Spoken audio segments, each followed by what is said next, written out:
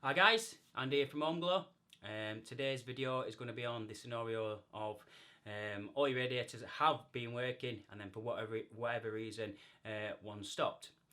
So this is not for the video of your radiator was fitted 6 months ago and it's never worked, as that would need a bit more in-depth investigation, as likelihood is it was never fitted right in first place, so it's been piped up wrong. So that would mean you need to get your plumber back and obviously investigate under the floorboards or however it's been piped up. That will be the cause of that one.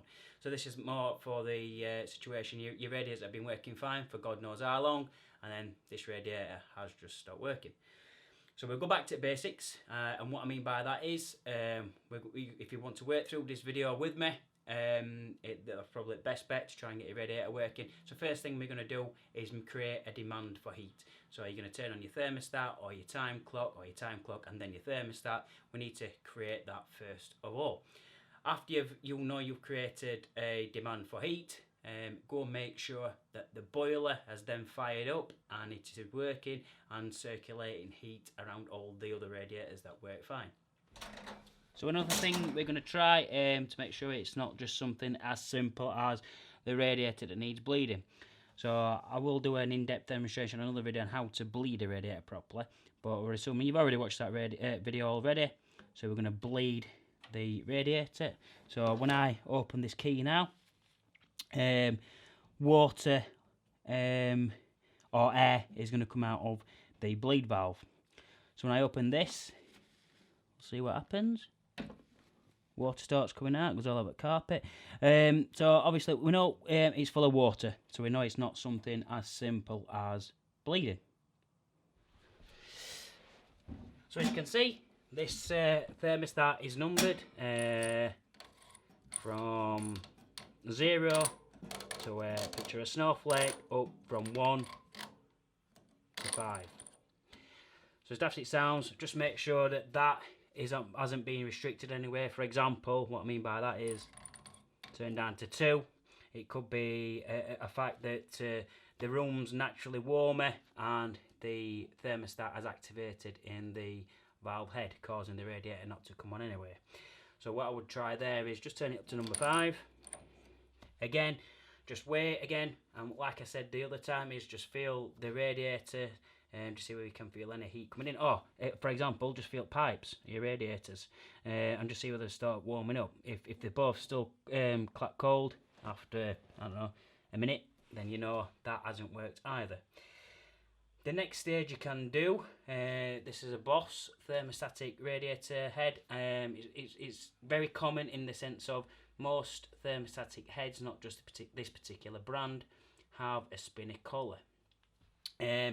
So when you take the valve head off a thermostat, it's not a water connection, so you're not going to have a flood. So what we're going to do next is take just the head off the valve. So you just spin that collar there, should just be finger tight, pulls off. Then you'll see inside has like a hexagon shape, I think that's what you call it, hexagon shape, and that just shoves around that section there of the valve. So how does a thermostatic valve work? Well, you can see a pin there, like a pin. Hopefully you can see that. Don't know with this lighting you might be able to see it. But basically, there's a pin inside this. So the more numbers you turn down, the more that pin will push out. And then, in turn, on top of your actual valve body, you'll see most of the situations. It might look a bit different to this, but they all have the same principle on how they work. They have like a pin, and that pin should move up and down. So once you've got the head off and you've exposed that pin, just get something that you can put a bit of pressure on and just literally push down on that pin. If it pushes up and bounces up every time you do it, I would honestly say that valve is okay and free. Something you can just try once you've done that and pressing the pin up and down is just tap the side of the body of the radiator valve. I'm not just doing that to make a lot of noise. There is a logic behind my madness there. So what can happen is If that pushes down, it's just like a plunger effect, turning the valve off when it's pushed down. When it pops back up, then that plunger should come back up, then open the waterway to the valve. What I've had before is that plunger that's inside of that will stick to the seating of the radiator. So me tapping it, it doesn't work every time, but me tapping it can loosen that plunger and again create movement. And that's what it all boils down to. If movement's restricted in any way, shape or form, it's some sort of blockage, then your radiator's not going to heat up. So what you can do again, feel the pipes after you've done that, see whether it starts to heat up. If it doesn't, then what we'll do, we'll go to the other side of the radiator and go to the lockshield valve. So put that back on, put your head back on by making that shape on top of the radiator valve. Push it down, spin the collar, and that's it. That's the thermostat refitted. So we'll move to the lockshield side now. This is a lockshield valve, guys. So a lockshield valve, unlike a thermostatic radiator valve, is either on or off. So all we're going to do is make sure that this valve is fully open. So remember, the theory is righty-tighty. So when I turn it to the right, you're turning the valve off. You turn it to the left, you are then opening the valve. So just turn it to the left and make sure that that valve won't turn any more than that. If you find that when you're turning the valve, it's just spinning and spinning and spinning, then I would say then that whatever else, something's gone wrong with just the lid part of the valve. So we need to take that off and then use an adjustable spanner to then get to the pin underneath. So we'll take that off. That'll expose the pin underneath. So basically that just sits over the pin. I mean, this one's working, but it might be a case that that square shape is rounded off. So when you're turning it, it's doing nothing to the square pin on that, turning it either left or right. So all you'll need is a pair of adjustable spanner, get to the right size, and again, just make sure it's fully open. So right to turn it down, right to turn it on. And then once you've done that, feel the radiator valves again, and hopefully by this stage we have got heat that's coming out of the radiator now, and we've established circulation again. If not, we can go to another scenario where it could be air that's causing the blockage. So I'll repeat that, air in the heating system that's for whatever reason an air pocket's blocking this runoff pipe off to this radiator to stop it working. So we'll try that next. Put that back on, so make that shape. That's it.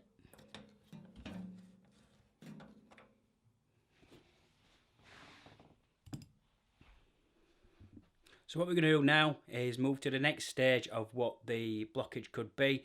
So we're going to assume that it could be air that's causing the blockage now. So we're going to go around all the other radiators in the property and make sure, well, first of all, make sure they're hot before we turn them off. But we're just going to walk around all the other radiators, turn them off, and probably try one at a time before you turn them all off. Do one at a time, and every time you've turned one off, come back in, fill the problematic radiator again so that it starts to heat up. What I find is when you start to do this, and it is air that's causing it, you'll hear a load of air bubbles flying around your radiator, as daft as it sounds. And when you start hearing that, and you can hear circulation, that is a good noise, because you know you sorted it. So that's what we're going to do now, is walk around the other radiators, turn them off, and then hopefully that will re-establish the circuit back to the radiator and make it hot again.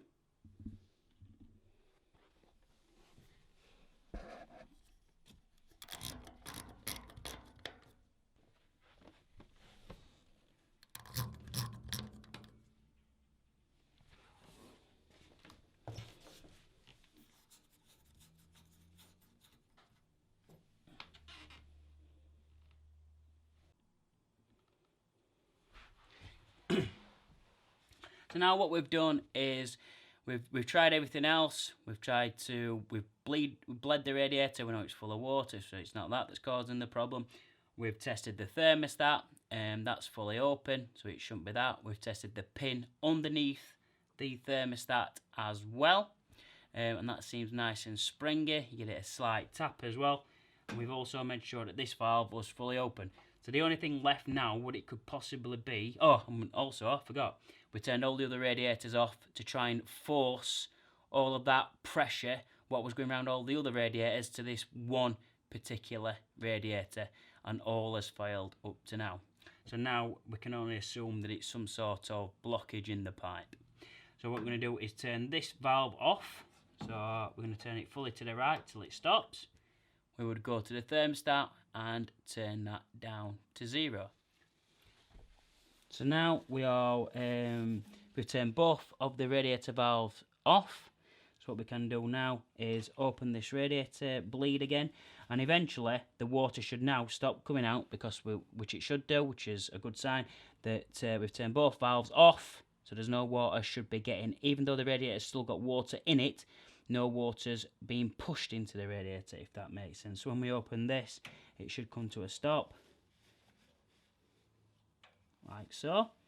So now, you might need a bit of hand with this stage as well, just so you can hold a tissue here or a rag, just to see what happens. So all I'm going to do now is open one of the radiator valves that I've turned off. So if you remember, we've turned off the thermostatic valve on the left hand side of this particular radiator, and we've turned the lock shield down underneath.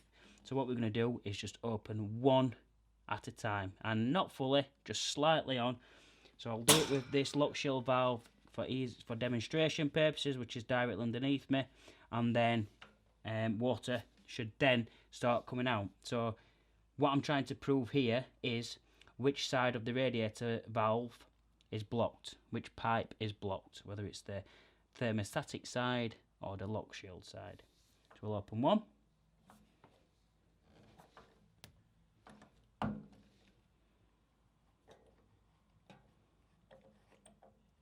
There you go. You'll start to see water coming out of the... I'll turn it back off again now, that's why it stopped. But you know that this lock shield side is passing water through, so you wouldn't say it was that side that was blocked.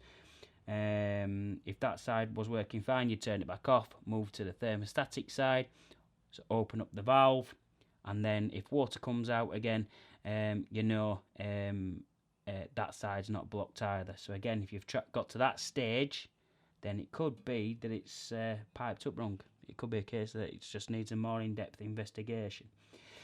But for this scenario, we're going to assume that you've opened this lock shield valve underneath. No water comes out, so you've opened up the thermostatic side, water comes out. You've opened up the lock shield side, no water comes out. So that would indicate that the blockage is on the lock shield side of the radiator. So when you get to that stage, I would say that you're either going to need a more in-depth investigation with a plumber, or you could try it yourself. So that's it for today's video. I hope it helps. Cheers, guys.